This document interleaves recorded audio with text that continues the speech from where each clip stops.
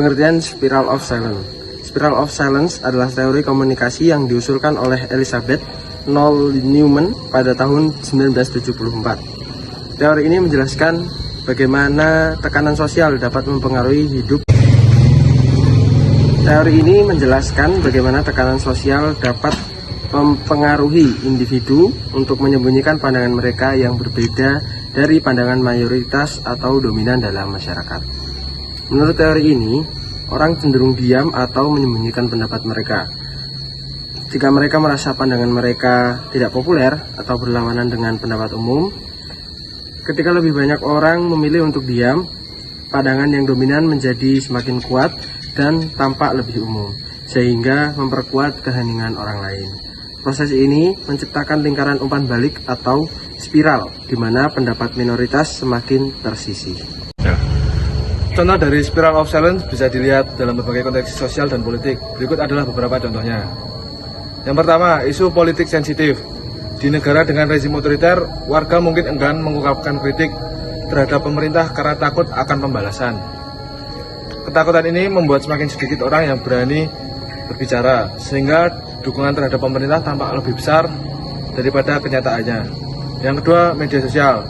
Di platform media sosial, pengguna mungkin enggan menyuarakan pandangan yang tidak populer atau berlawanan dengan tren yang dominan karena takut menerima reaksi negatif atau dibully. Hal ini menyebabkan pendapat yang dominan terlihat lebih umum dan tidak tertandingi. Yang ketiga, diskusi di tempat kerja. Dalam lingkungan kerja, karyawan mungkin tidak berbicara tentang kebijakan perusahaan yang tidak adil karena takut akan dampak negatif terhadap karir mereka. Akibatnya, kebijakan tersebut tetap tidak ditantang dan tampak mendapat dukungan luas. Yang keempat, isu sosial.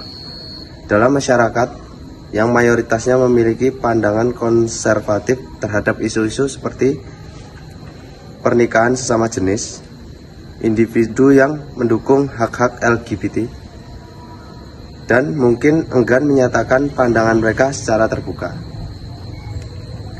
Keengganan ini membuat pandangan konservatif tampak lebih dominan. Selanjutnya ada aspek. Yang pertama, opini publik. Pandangan umum yang dianggap dominan atau mayoritas dalam masyarakat. Opini publik berfungsi sebagai referensi bagi individu untuk menilai apakah pandangan mereka sesuai dengan mayoritas atau minoritas. Yang kedua, ketakutan akan isolasi sosial. Kekhawatiran individu terhadap kemungkinan dikucilkan atau diisolasi oleh masyarakat jika mereka mengungkapkan pandangan yang berbeda dari mayoritas. 3. Media massa. Media memiliki peran penting dalam membentuk dan memperkuat opini publik. Media cenderung memperlihatkan pandangan tertentu sebagai mayoritas, yang dapat mempengaruhi persepsi individu tentang apa yang dianggap sebagai opini dominan. Willingness to speak out, kesediaan individu untuk mengungkapkan pandangan mereka di depan umum. Ini mempengaruhi oleh persepsi mereka tentang apakah pandangan mereka didukung atau ditentang oleh mayoritas. Yang kelima, climate of opinion. Lingkungan atau suasana umum mengenai isu tertentu yang dipersepsikan oleh individu. Lingkungan ini dapat mempengaruhi keputusan individu untuk berbicara atau diam. Perception of future trends.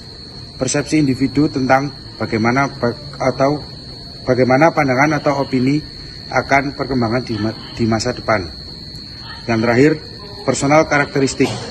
Faktor-faktor individu seperti rasa percaya diri, pengalaman pribadi, dan nilai-nilai pribadi juga mempengaruhi keputusan seseorang untuk berbicara atau diam.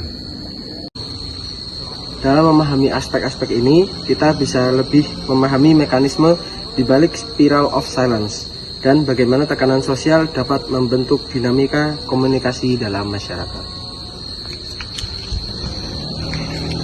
Kelas.